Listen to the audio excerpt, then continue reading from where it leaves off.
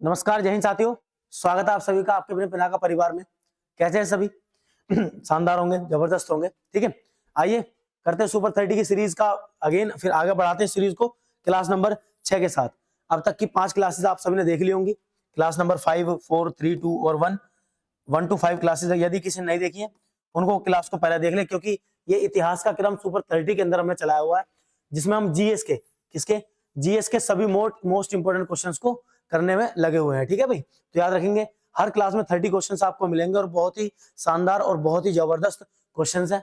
कैसे आपको वीडियो लगी जरूर रिव्यू भी दीजिए, कमेंट बॉक्स में इतना बताइए कि आपको क्लास कैसी लग रही है। ठीक है, और लाइक भी करिए अगर आपको पसंद आती है तो। ठीक है भाई, आइए शुरू करते हैं हमारे आज के सुपर 30 क्वेश्चंस क्लास नंबर 6 के साथ। देखिए क्या है हमारे क्वेश्चंस, आप ध्यान देंगे जरा। अब हम अगर मैं क्रम की बात करूं ना, तो क्रम हमारा चल दिया है कहां, प्राचीन को छोड़कर, कह दूं प्राचीन भारत को छोड़कर क्रम चला मध्यकालीन की तरफ या मेडिवियल हिस्ट्री की तरफ। एंशिएंट को हमने पढ़ लिया, या एंशिएंट से आने वाले लगभग जितने भी क्वेश्चन, बेसिक क्वेश्चन या इंपोर्टेंट जो बनते हैं हमारे, वो हमने कर लिया। और हम आते हैं मध्यकाल। तो ये जो बीच में ट्रांजिशन फेज आपको दिख रहा है ना, इसी ट्रांजिशन फेज से हम फिलहाल गुजर रहे हैं, जहां पर हम लोग इन क्वेश्चंस को पढ़ रहे हैं। उसके बाद हम प्योर मध्यकालीन में आ जाएंगे। शायद इस क्लास के अंत तक या अगली क्लास की शुरुआत में मध्यकाल को स्टार्ट कर भी देंगे। ठीक है, तो चलिए शुरू करते हैं हम आज के अपने सुपर 30 क्वेश्चंस को। देखिए कैसे है क्वेश्चन, आइए देखते हैं आज का हमारा पहला क्वेश्चन क्या है। पहले क्वेश्चन बात करूं तो क्वेश्चन हमारा, उस चीनी यात्री का नाम क्या था जो हर्षवर्धन के दरबार में आया था। या क्वेश्चन कहता है what was the name of the Chinese traveller who came to the Harshavardhana's court, जो हर्षवर्धन के कोर्ट में आया था। तो आप सभी याद रखें, उस चाइनीज यात्री का नाम था हुएन सांग। क्या नाम था भाई? हुएन सांग उसका नाम था, जो हर्षवर्धन के समय लगभग 7वीं शताब्दी या 7th सेंचुरी के समय भारत में आया था। 7th या 7वीं शताब्दी में, और लगभग 15 वर्ष का समय, कितने, लगभग 15 वर्षों तक भारत में रहा। 15 वर्षों तक भारत में रहा।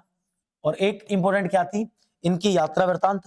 तो याद रखें इसकी यात्रा वृतांत का नाम है, या किताब का, सी यू की, जिसमें हर्षवर्धन के शासनकाल, भारतीय सामाजिक व्यवस्था, भारतीय राजनीतिक व्यवस्था का वर्णन इनके द्वारा किया गया था। किस पुस्तक में? सी यू की पुस्तक के अंदर। ठीक है, क्या नाम था? हुएन सांग। अगला क्वेश्चन देखिए क्या कहता है कि प्रिंस ऑफ पिलग्रिम्स नाम किसे प्रदान किया गया था, या who was given the name of Prince of pilgrims. तो आप सभी याद रखें, यात्रियों का राजा या यात्रियों का राजकुमार स्वयं किसको, हुएन सांग को कहा गया था। किसको? हुएन सांग को कहा गया था। तो हुएन सांग से संबंधित एक क्वेश्चन आपका एग्जाम में ये भी आता है, याद रखें। और ये कहाँ का यात्री था? तो सिंपली आप पिछले क्वेश्चन में पढ़ सकते हैं, चीनी यात्री है ना भाई, जिसका नाम था हुएन सांग। अगले क्वेश्चन देखते हैं हम क्या है, भारत में नालंदा विश्वविद्यालय किस राज्य में स्थित है। तो देखिए भारत में नालंदा विश्वविद्यालय, या कह दूं प्राचीन शिक्षा का सबसे बड़ा केंद्र नालंदा विश्वविद्यालय, बिहार राज्य में स्थित था, या आज भी है, याद रखेंगे। और इसको बनवाया किसके द्वारा गया था? तो गुप्त शासक या गुप्त रूलर कुमार गुप्त के द्वारा इसे बनवाया गया था। आप सभी याद रखें, गुप्त शासक कुमार गुप्त के द्वारा इसे बनवाया गया था। ठीक है भाई, याद रखेंगे। और कहां पर है ये वर्तमान बिहार राज्य में स्थित है। नाम क्या है इसका? नालंदा यूनिवर्सिटी या नालंदा विश्वविद्यालय। वहीं इसी क्रम में अगला क्वेश्चन देखते तो क्या है, श्रृंगेरी, बद्रीनाथ, नेक्स्ट आपका क्या है भाई, द्वारका और पुरी में 4 मठ स्थापित किए गए थे, या किसके द्वारा 4 मठों की स्थापना की गई। मैं अगर बात करूं आपसे, देखिए श्रृंगेरी की बात करूं तो श्रृंगेरी पड़ता है कर्नाटक राज्य के अंदर। नेक्स्ट अगर बद्रीनाथ की बात करूं तो ये पड़ता है आपका उत्तराखंड के अंदर। अगर बात करूं द्वारका की तो ये पड़ता है कहाँ, गुजरात में। और पुरी की बात करूं तो ये पड़ता है कहां पर, ओडिशा राज्य के अंदर। ठीक है भाई, तो क्या बात है, कर्नाटक, उत्तराखंड, गुजरात और उड़ीसा, ये चारों के चारों मठ भारत के चारों कोनों पर स्थापित किए गए। और करने वाले कौन थे? तो याद रखें हिंदू धर्म के प्रवर्तक रहे कौन? आदि गुरु शंकराचार्य जी के द्वारा। आदि गुरु शंकराचार्य जी के द्वारा इनकी स्थापना की गई। आदि गुरु शंकराचार्य द्वारा इन मठों की स्थापना की गई थी। ठीक है भाई, याद रखेंगे। एक क्वेश्चन और पेपर में देखा गया था रिसेंटली, शंकराचार्य का जन्म किस राज्य में हुआ था? तो याद रखेंगे ये केरल के निवासी थे, या इनका जन्म कहाँ हुआ था? भारत के केरल राज्य के अंदर हुआ था। ठीक है भाई, याद रखेंगे ये क्वेश्चन। चलिए इसी क्रम में आगे चलते हैं। आगे क्या है हमारे क्वेश्चन देखेंगे जरा। नेक्स्ट देखिए, ये आपका क्या है? नालंदा विश्वविद्यालय। आज भी इसके अवशेष बहुत अच्छे तरीके से हमारे सामने है। ये साक्ष्य बताते हैं कहाँ की? उस प्राचीन शिक्षा के बारे में जो उस समय हुआ करती थी भारत के अंदर। और ये भारत के सबसे प्राचीन और सबसे बड़े विश्वविद्यालयों के अंदर है क्या? नालंदा विश्वविद्यालय। ठीक है, याद रखेंगे। नेक्स्ट आपका देखते हैं क्या है क्वेश्चन। चलिए इसी क्रम में हमारे क्वेश्चंस आगे देखते हैं क्या है। अद्वैत दर्शन के मुख्य प्रतिपादक कौन थे? देखिए विभिन्न, जैसे मैंने आपको बताया था ना कि नागार्जुन जो थे वो शून्यवाद के थे, आपने याद भी किया होगा पिछली क्लास में। उसी क्रम में यदि मैं आपसे बात करूं तो अद्वैतवाद का जो प्रवर्तन किया गया वो शंकराचार्य या आदि गुरु शंकराचार्य जी के द्वारा ही किया गया। आप याद रखेंगे, इन्हीं के द्वारा चार मठ और ये वाला आपका दर्शन भी प्रतिपादित किया गया था, है ना भाई, याद रखेंगे। ठीक है भाई, चलिए अगला क्वेश्चन शुरू करते हैं। क्या हमारा? नालंदा विश्वविद्यालय को नष्ट करने वाला मुस्लिम आक्रमणकारी कौन था? तो आप सभी याद रखेंगे, मोहम्मद बिन बख्तियार खिलजी। मोहम्मद बिन बख्तियार खिलजी के द्वारा नालंदा विश्वविद्यालय को नष्ट किया गया था। याद रखेंगे सभी, मोहम्मद बिन बख्तियार खिलजी के द्वारा नालंदा विश्वविद्यालय को नष्ट किया गया था। नेक्स्ट क्वेश्चन देखते हैं क्या है। हर्षवर्धन को किसने पराजित किया? ये क्वेश्चन कुछ समय पहले आपके सामने था शायद, देखेंगे जरा, याद रखें। चालुक्य शासक या कहते हैं चालुक्य वंश के शासक जो थे आपके, ये चालुक्य कहाँ के थे? या पता होगा आपको, साउथ के। कहाँ के थे भाई? दक्षिण भारत के जो रूलर थे, क्या नाम था इनका? चालुक्य शासक थे, और नाम था पुलकेशिन सेकंड या पुलकेशिन द्वितीय। पुलकेशिन सेकंड के द्वारा हर्षवर्धन को हराया गया था। और यही कहां पर थे? ये दक्षिण भारत के अंदर थे, या दक्षिण भारत में इनका साम्राज्य था। वही क्वेश्चन अगर आप अगला देखेंगे ना, तो वही क्वेश्चन है कि हर्षवर्धन का समकालीन दक्षिण भारतीय शासक कौन था? या कहते हैं who was the contemporary south Indian ruler of Harshvardhan. तो याद रखें सभी, कौन होगा कंटेम्परेरी या समकालीन? सेम, चालुक्य शासक पुलकेशिन द्वितीय। सेम बिल्कुल। कैसे हुआ कि हर्षवर्धन के समकालीन दक्षिण भारत में कौन राज कर रहा था? तो कौन था भाई? याद रखेंगे सभी, पुलकेशिन द्वितीय। वही अगला क्वेश्चन देखिए क्या कहता है हमसे, हर्षवर्धन की आरंभिक राजधानी क्या थी? तो देखिए, जहां हर्षवर्धन का जन्म हुआ था वही हर्षवर्धन की राजधानी थी। क्या थी आपकी? हरियाणा के अंदर, हरियाणा राज्य में स्थित क्या? थानेश्वर। हरियाणा राज्य में स्थित थानेश्वर आरंभिक राजधानी थी। और बाद में इन्होंने अपनी राजधानी किसे बनाया था? कन्नौज को अपनी राजधानी बनाया था, याद रखेंगे सभी। और ये कहां पर? यूपी के अंदर। ठीक है, तो आरंभिक राजधानी क्या थी? थानेश्वर, हरियाणा। ये क्वेश्चन आपका। नेक्स्ट देखते हैं, नेक्स्ट क्वेश्चन क्या है। ये लगभग 7वीं शताब्दी की मैं आपसे बात कर रहा हूँ। उसी क्रम में हम आगे बढ़े जा रहे हैं इतिहास की तरफ, फिर हम मध्यकाल पर आएंगे, फिर आधुनिक काल पर भी जाएंगे। देखते जरा क्या क्वेश्चन है। 738 ईस्वी में अरबों को पराजित किया था, या किसने किया था? 1738 एडी डिफीटेड द अरब्स, या हु डिफीटेड द अरब्स। ठीक है, तो याद रखेंगे किसके? प्रतिहारों के द्वारा। किसके? प्रतिहारों के द्वारा 738 एडी में किसको? इनको हराया गया था। किसके द्वारा? प्रतिहारों के द्वारा। नेक्स्ट करें क्वेश्चन क्या है। कोणार्क मंदिर के देवता है, या कोणार्क मंदिर किस देवता के लिए प्रसिद्ध है? तो लीजिए आप सभी के लिए कमेंट का क्वेश्चन है ना भाई, कमेंट बॉक्स के लिए आपका क्वेश्चन आया। जरूर आप कमेंट में बताएंगे इसका आंसर कि कोणार्क मंदिर किस देवता को समर्पित है। ठीक है, वहीं मैं बात करूं निर्माता की या निर्माण करने वालों की, तो आप याद रखें निर्माण किसके द्वारा किया गया? तो इसका निर्माण किया गया गंग वंश के शासक। कौन? गंग वंश के शासक जिनका नाम था नरसिंह देव वर्मन। ठीक है भाई, एक मिनट रुकेंगे जरा, ध्यान से लिखेंगे सभी। कौन थे गंग वंश के शासक? नाम था उनका नरसिंह देव वर्मन प्रथम। इनके द्वारा इस मंदिर का निर्माण किया गया था, कोणार्क का। लेकिन है किस देवता को समर्पित? आप सभी के लिए कमेंट का क्वेश्चन, आप जरूर कमेंट बॉक्स में बताएंगे क्या है इसका आंसर। सांची का महान स्तूप कहां पर स्थित है? तो बात करें कहां पर है, तो खुद सांची के अंदर है। और सांची किस राज्य का शहर है? तो ये मध्य प्रदेश का शहर है, मध्य प्रदेश का शहर है, याद रखेंगे सभी। वहीं पर स्थित है आपका क्या? सांची स्तूप, जो किसके द्वारा? मौर्य वंश के शासक अशोक के द्वारा निर्मित किया गया था, या अशोक द्वारा इसे बनवाया गया। ठीक है भाई, सांची स्तूप। स्तूप संबंधित क्वेश्चंस आपके एग्जाम में आते हैं, तो आइए जरा स्तूप को एक बार विजिट करें, कैसा होता है स्तूप। देखिए, ये आपका कोणार्क का मंदिर है ना भाई। कमेंट पूछा है मैंने, देवता का नाम आप सही बताने वाले हैं। ये मंदिर वो है आपका जिसको ब्लैक पैगोडा भी कहा जाता है। क्या कहते हैं? ब्लैक पैगोडा, है ना, याद रखेंगे सभी, इसे कहते हैं ब्लैक पैगोडा। उसी क्रम में आगे बात करें किसकी, देखिए ये होता है सांची स्तूप। क्या कहानी क्या होती है कि गौतम बुद्ध जी के जो भी शारीरिक अवशेष थे, उन अवशेषों को एक खास जगह पर रखकर ये अंडाकार शेप देकर एक स्ट्रक्चर बनाएगी, जिसको क्या कहा जाता था? जिसको कहा गया स्तूप। क्या कहा गया भाई? स्तूप। और इसमें सबसे ज्यादा जो फेमस जो स्तूप, कौन सा? सांची स्तूप, मध्य प्रदेश के अंदर। उसी क्रम में आपके सामने कुछ दिख रहा होगा, ये सांची स्तूप है। इसी में कुछ जगह के नाम है स्तूप के अंदर, जो आपके एग्जाम में रिसेंटली दिल्ली पुलिस का एग्जाम हुआ, तो उसमें ऐसे क्वेश्चन देखने को मिले थे कि क्या होता है इसका, छत्र क्या होता है, हर्मिका क्या होती है। तो आप सभी याद रखें, इस स्तूप के अंदर कुछ नाम होते हैं स्ट्रक्चर के, वो पेपर में पूछा जाता है। जैसे सबसे ऊपर जो रखी हुई स्ट्रक्चर है ना, इसे कहते हैं छत्र। क्या बोलते हैं? छत्र। देखिए, इसको कहते हैं छत्र, याद रखें। वहीं छत्र के नीचे जो बाउंड्री ऐसे बनी हुई है चारों तरफ, इसको कहते हैं हर्मिका। क्या बोलते हैं? हर्मिका। ये पेपर में आया था क्वेश्चन। वहीं ये जो पूरी की पूरी स्ट्रक्चर जो बनी हुई है, इसको बोला जाता है अंड। क्या बोलते हैं? अंड, याद रखेंगे सभी।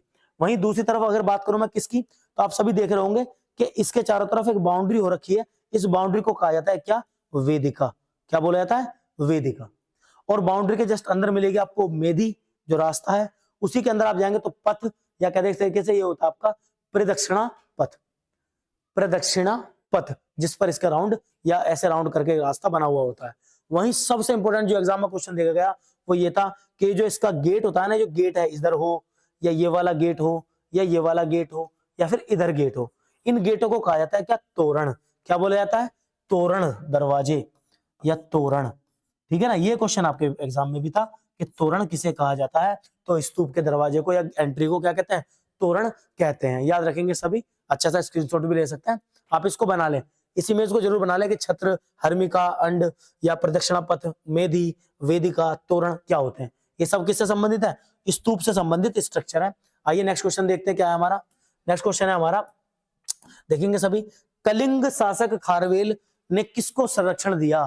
कलिंग रूलर्स जो आपके क्या थे, खारवेल, उन्होंने किसको क्या करा था? कंजर्व किया था। तो याद रखें किसको?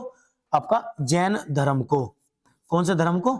जैन धर्म के संरक्षक थे, याद रखेंगे सभी, जैन धर्म के संरक्षक थे ये लोग। ठीक है, आगे देखते हैं क्वेश्चन क्या है हमारा। सिंध पर विजय प्राप्त करने वाला अरब सेना के सेनापति का नाम क्या था? देखिए, सिंध पर आक्रमण 712 में नहीं 711 में भी हुआ था, लेकिन उस पर जो कहते सफलता जो प्राप्त करी वो 712 में की गई थी। तो पहला सिंध आक्रमण जो सफल रहा वो कब? अरब आक्रमण जो सफल रहा वो 712 एडी का था, जिसका सेनापति कौन था? मोहम्मद बिन कासिम। मोहम्मद बिन कासिम, जिसने एक हिंदू शासक, कौन? सिंध के शासक दाहिर को हराया था, याद रखेंगे सभी। और ये कौन क्या था? ये पहला सफल या सक्सेस एक अरब इन्वेजन था या अरब आक्रमण था। ठीक है, याद रखेंगे सभी। चलते हैं आगे, क्वेश्चन देखते हैं क्या है हमारे नेक्स्ट क्वेश्चन। तो देखिए, अगले क्वेश्चन है हमारे, तराइन की दूसरी लड़ाई में पृथ्वीराज चौहान को किसने हराया? अब हम चलेंगे थोड़ा सा और बिल्कुल पूर्व मध्यकाल पर आते हैं। तो क्या है क्वेश्चन? तराइन की दूसरी लड़ाई। देखिए, पृथ्वीराज चौहान या कहते एक तरीके से पृथ्वीराज थर्ड, पृथ्वीराज तृतीय थे ये, जिनका एक और नाम था राय पिथौरा। क्या नाम था? राय पिथौरा, जो चौहान वंश के एक महान शासक रहे। कौन? राय पिथौरा, है ना भाई, या पृथ्वीराज तृतीय, याद रखेंगे सभी। तराइन की दूसरी लड़ाई में मोहम्मद गोरी ने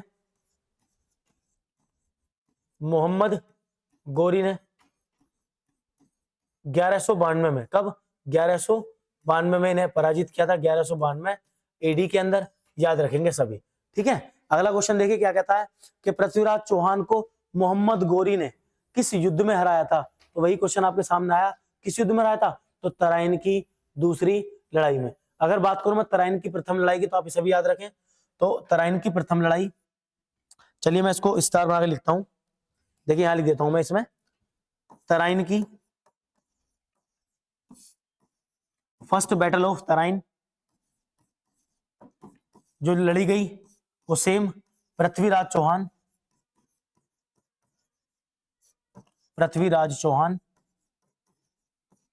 और मोहम्मद गोरी के मध्य थी, जिसमें पृथ्वीराज चौहान विजयी हुए थे और मोहम्मद गोरी को हार सामने करनी पड़ी। ठीक है, वहीं अगर मैं दूसरी लड़ाई की बात करूं, ये पहली लड़ाई थी फर्स्ट, वहीं मैं सेकंड की बात करूं, सेकंड बैटल की, ये कब हुई थी? ये हुई थी 1191 के अंदर, और अगले ही साल दूसरी लड़ाई हुई 1192 में। कब हुई? 1192 में, जिसमें एक कहानी उल्टी हो गई, मतलब पृथ्वीराज चौहान पराजित हुए और मोहम्मद गोरी विजयी हुआ। ठीक है, तो याद रखेंगे ये दोनों लड़ाई आपके एग्जाम में पूछ जाते, तराइन का प्रथम युद्ध और तराइन का द्वितीय युद्ध, याद रखेंगे सभी। चलिए नेक्स्ट क्वेश्चन देखते हैं क्या है हमारा। चलते हैं, क्वेश्चन है सामने, किस लड़ाई ने मोहम्मद गोरी के लिए दिल्ली के क्या खोल दिए? दरवाजे खोल दिए, या दिल्ली भेजने का साधारण कर दिया? तो सिंपल, तराइन का दूसरा युद्ध, तराइन का दूसरा युद्ध, या तराइन की दूसरी लड़ाई, second battle of Tarain, second battle of Tarain ने क्या करे थे? मोहम्मद गोरी के लिए दिल्ली के दरवाजे खोल दिए थे। दिल्ली सुल्तान का शासक कब प्रारंभ हुआ? तो देखिए, दिल्ली के अंदर सुल्तान का शासन प्रारंभ कब हुआ? तो मोहम्मद गोरी के जाने के बाद उसके गुलामों के द्वारा दिल्ली में सुल्तान का शासक शुरू किया गया था। कब? 1206 में, जिसमें एक वंश, कौन सा वंश? गुलाम वंश की स्थापना की गई, गुलाम वंश की स्थापना की गई। कब? 1206 में, ठीक है ना, और दिल्ली के अंदर सुल्तान वंश का शासन शुरू हो गया। नेक्स्ट क्वेश्चन की बात करें तो कहता है कि अजमेर में 2.5 दिन का झोपड़ा किसने बनवाया? तो आइए जरा मैं थोड़ा सा आपको विजिट कराता हूँ हल्का सा। वो क्रम आपका ये है, देखेंगे सभी, वो क्रम ये है। अब आप आगे चल के सारे क्वेश्चन एक एक सल्तनत से देखने वाले हैं, जिसका नाम है आपका दिल्ली सल्तनत। क्या नाम है? दिल्ली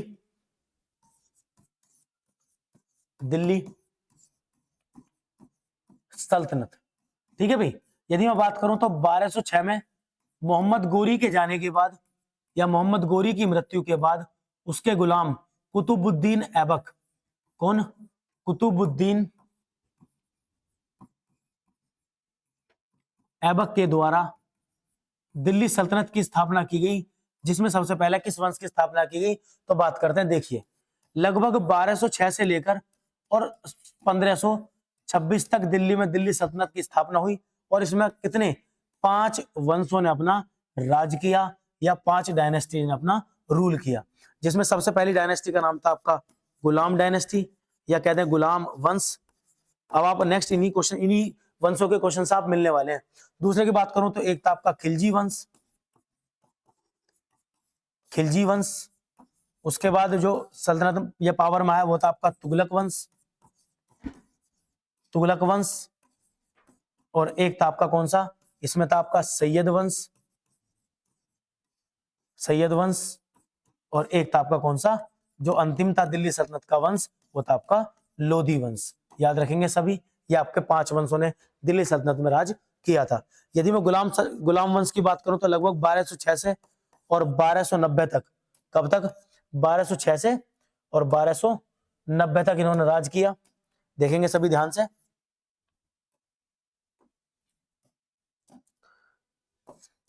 1206 से और 1290 तक दिल्ली पर गुलाम वंश का शासन रहा। वहीं 1290 से और 1320 तक, कब तक? 1320 तक शासन रहा खिलजी वंश का, और सबसे ज्यादा 1320 से 1414 तक, कब तक? 1414 तक शासन रहा किसका? आपका तुगलक वंश का। सैयद वंश कम समय के लिए रहा, तो 1414 से और 1451 तक, और अंतिम वंश जो था वो आपका कब? 1451 से और लास्ट 1526 तक पावर में रहा, और 1526 में क्या? पानीपत का प्रथम युद्ध लड़ा गया, जिसमें लोधी वंश का खत्म हुआ और बाबर के द्वारा दिल्ली के अंदर गुलाम वंश की स्थापना कर दी गई। जिस प्रकार आपके सामने गुलाम वंश के क्वेश्चन आएंगे वही क्रम आपको मैं समझाऊंगा किसका, गुलाम वंश को, सॉरी मुगल वंश को लेकर, याद रखेंगे सभी, गुलाम वंश नहीं मुगल वंश को लेकर। यह क्रम आपका दिल्ली सल्तनत का रहने वाला है। आगे आने वाले सारे क्वेश्चन इस टेबल से रहने वाले हैं। आप प्लीज इसका स्क्रीनशॉट ले लें या इसको अच्छे से लिख लें। ठीक है भाई, चलिए आपने स्क्रीनशॉट इसका ले लिया होगा। मैं आगे चलता हूं, देखते हैं जरा हमारे क्या है क्वेश्चंस। देखिए क्वेश्चन आपका ध्यान देंगे सभी, इधर है क्वेश्चन आपका कि अजमेर में अढ़ाई दिन का झोपड़ा किसके द्वारा बनवाया गया। तो देखिए अजमेर के अंदर अढ़ाई दिन का झोपड़ा गुलाम वंश के संस्थापक के द्वारा ही बनवाया गया था। और दिल्ली में गुलाम वंश का संस्थापक था कौन, कुतुबुद्दीन, कुतुबुद्दीन ऐबक। कौन था, कुतुबुद्दीन ऐबक। तो कुतुबुद्दीन ऐबक के द्वारा ही क्या, अढ़ाई दिन का झोपड़ा बनवाया गया। साथ ही साथ किसकी, कुतुब मीनार की नींव भी रखी गई। कुतुब मीनार की नींव किसने रखी, कुतुब मीनार की नींव किसने रखी, ये भी रखी थी किसने, कुतुबुद्दीन ऐबक ने, याद रखेंगे सभी। परंतु पूरा किसी ने कराया था, वो क्वेश्चन आपको जरूर देखने के लिए मिलेगा। चलते हैं नेक्स्ट क्वेश्चन क्या है हमारा। देखिए अगला क्वेश्चन आपका, इस टेबल को याद रखें सभी, ये आपका किस यह कुतुब मीनार किस प्रसिद्ध शासक के द्वारा पूरा, अगला क्वेश्चन आगे देखिए। कुतुब मीनार की नींव तो रखी गई थी किसके, कुतुबुद्दीन ऐबक के द्वारा, परंतु उसके बाद इल्तुतमिश, कौन, इल्तुतमिश गुलाम वंश का शासक बना, जिसने किसको, कुतुब आपका कुतुब मीनार को पूरा कराया था। तो याद रखें कुतुब मीनार का कार्य इल्तुतमिश के द्वारा पूरा कराया गया। Which famous ruler complete the Qutub Minar. Next क्या है, दिल्ली के सुल्तान का पद संभालने से पहले बलबन किस सुल्तान का प्रधानमंत्री था। तो याद रखें गुलाम वंश का एक शासक हुआ जिसका नाम था नसीरुद्दीन, नसीरुद्दीन, जिसका सेनापति था कौन, बलबन। याद रखें सभी, जो आगे चलकर क्या बना, दिल्ली सल्तनत का सुल्तान खुद बना। लेकिन उससे पहले कौन क्या था, वो बलबन, वो नसीरुद्दीन का क्या था, प्रधानमंत्री था। याद रखेंगे सभी। दिल्ली सल्तनत का उद्धारक कौन था। तो बहुत अच्छा क्वेश्चन है ये। क्वेश्चन क्यों अच्छा है, क्योंकि दिल्ली सल्तनत का उद्धारक माना जाता है किसको, इल्तुतमिश को। किसको माना जाता है भाई, इल्तुतमिश को उसका उद्धारक माना जाता है, या क्या एक तरीके से सेवियर माना जाता है किसका, दिल्ली सल्तनत का। ऐसा क्यों, क्योंकि दिल्ली सल्तनत का वास्तविक सुल्तान इसे ही माना जाता है, वास्तविक सुल्तान इसी को माना जाता है।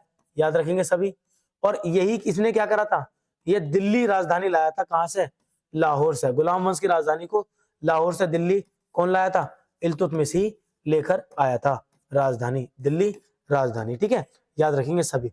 यदि अगले क्वेश्चन की बात करें तो कहता है नियमित मुद्रा जारी करने वाला और दिल्ली को अपने साम्राज्य की राजधानी घोषित करने वाला, आ गया ना क्वेश्चन, दिल्ली को अपनी साम्राज्य की राजधानी घोषित करने वाला दिल्ली का प्रथम सुल्तान कौन था। तो ध्यान देंगे सभी, देखिए सेम क्वेश्चन होगा। तो इल्तुतमिश,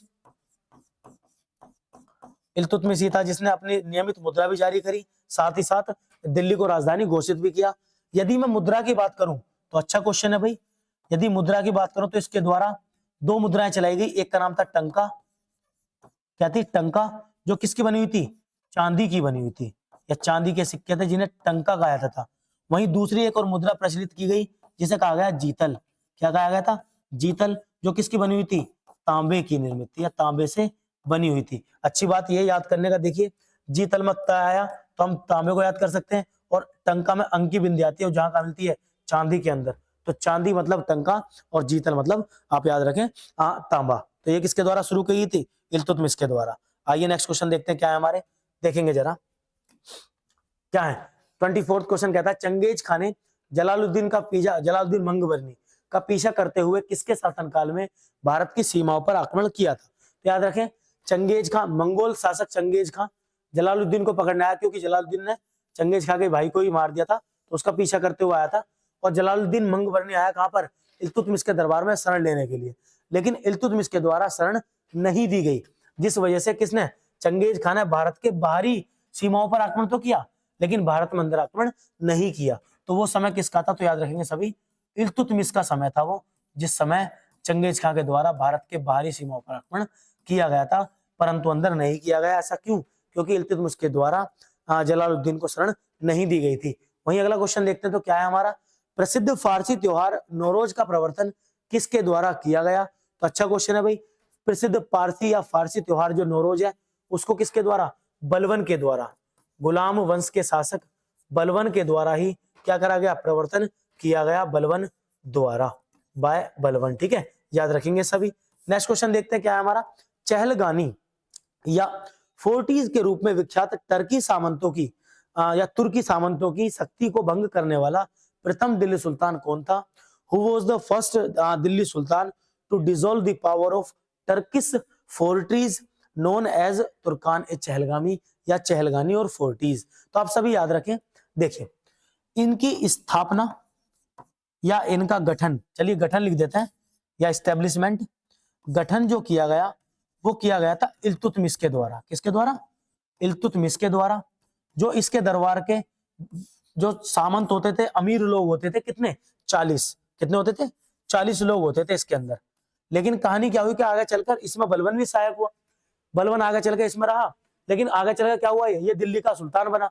और उसने ये समझा कि दिल्ली के सुल्तान को गिराने की जो प्लानिंग होती है वो इन 40 ग्रुप में होती है, या कहते तुर्कान चहलगामी के अंदर होती है। तो इसने सबसे पहला काम क्या करा, इस चहलगामी को ही खत्म कर दिया। इस 40 दलों के जो ग्रुप था 40 सामंतों का, इसको ही खत्म कर दिया। तो इसको खत्म करने वाला या भंग करने वाला सुल्तान था कौन? बलवन। और गठन करने वाला कौन था? तो इल्तुतमिश इसका कौन था? गठन करने वाला। और बलवन कौन था? इसको भंग करने वाला। याद रखेंगे सभी। आइए नेक्स्ट क्वेश्चन देखते हैं क्या है हमारा। अगले क्वेश्चन क्या कहते हैं, रजिया सुल्तान किसकी बेटी थी? आप जरूर एक काम कीजिएगा, कमेंट में जरूर बताइएगा कि आपको ये प्रयास कैसा लग रहा है। इसी क्रम में ना हम सारे जीएस के जितने भी सब्जेक्ट्स हैं आपके, हिस्ट्री, ज्योग्राफी, पॉलिटी, सभी को खत्म करेंगे। ये सीरीज बहुत लंबी चलने वाली है। बस आपकी ही जो ये हौसला है या ये जो कमेंट्स आपकी या हमें हौसला देती है क्या करने के लिए, आगे सीरीज को बढ़ाने के लिए। जरूर आप कमेंट बॉक्स में बताएं कि आपको ये सीरीज कैसी लगती है। और भी आपको जो ये पूरी वीडियोस हैं जो मिलेंगे आपको, ये सब आई बटन पर मिल जाएंगी। यहाँ आप क्लिक करके आप सारी पूरी प्लेलिस्ट पकड़ लेंगे किसकी, सुपर 30 की, अगर आपने पिछली क्लासेस नहीं देखी है तो। याद रखेंगे सभी। चलिए बात करते हैं किसकी, रजिया सुल्तान किसकी बेटी थी? तो याद रखना, गुलाम वंश के शासक अल्तमस, या जिसका प्रसिद्ध नाम आप सभी जानते होंगे, नाम था इल्तुतमिश। ये इल्तुतमिश की बेटी थी, जो किसकी, भारत की पहली महिला शासक बनी थी। कह दूं एक तरीके से भारत की पहली महिला शासक। भारत की पहली महिला शासक कौन बनी? रजिया सुल्तान, जो किसकी बेटी थी, अल्तमस की या इल्तुतमिश की। याद रखेंगे। वे दो वंशज कौन थे जो जिन्होंने खिलजी वंश के या खिलजी शासकों के तत्काल पहले और बाद में शासन किया था? कहने का मतलब खिलजी पहले है तो खिलजियों से पहले कौन थे, क्या खिलजी बीच में है तो, और खिलजियों के बाद में कौन थे? तो आइए जरा उस टेबल पर चलते हैं। आप आंसर इसका खुद ही दे देंगे तो देखेंगे जरा ध्यान से, वो कहाँ है हमारी वो टेबल ये रही। तो यदि खिलजी को मैं एग्जाम के मैं यहाँ पे देखूं क्वेश्चन में, तो खिलजियों से पहले कौन थे? तो गुलाम। और खिलजियों के जस्ट बाद कौन थे? तो तुगलक। आप सभी को दिख रहा होगा। याद रखेंगे। तो खिलजियों से पहले गुलाम वंश और बाद में तुगलक वंश था, है ना भाई। ये टेबल अगर आपके याद हो जाती है ना, तो आधे से ज्यादा क्वेश्चन आप अपने आप ही कर सकते हैं। नेक्स्ट क्वेश्चन देखते हैं क्या है। दिल्ली के खिलजी सुल्तान थे, तो एक्चुअल में दिल्ली के जो सुल्तान थे सब तुर्किस थे, या कहते हैं तरीके से तुर्क लोग थे। ये तुर्क थे, है ना भाई, टर्किस थे या तुर्की थे। आगे देखें क्वेश्चन क्या हमारा। स्वयं को दूसरा सिकंदर या सिकंदर ए सानी कहने वाला सुल्तान कौन था? इस सिकंदर ए सानी का मतलब होता है सेकंड अलेक्जेंडर या सेकंड सिकंदर, दूसरा सिकंदर। और ऐसा कहने वाला खिलजी वंश का शासक कौन? खिलजी वंश का शासक, खिलजी वंश का शासक कौन? अलाउद्दीन खिलजी था। कौन? अलाउद्दीन खिलजी था। ठीक है भाई। तो इस क्रम में आप याद रखें कौन था? अलाउद्दीन खिलजी। सिकंदर सानी के ऊपर धारण करने वाला कौन था?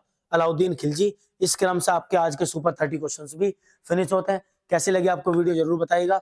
यदि वीडियो पसंद आए तो लाइक कीजिए, चैनल भी सब्सक्राइब कर लीजिए ताकि आगे की जो सीरीज आपको लगातार नोटिफिकेशन साथ मिलती रहे। ठीक है, चलते हैं, मिलते हैं अगली क्लास में, क्लास नंबर 7 के साथ। तब तक के लिए जय हिंद।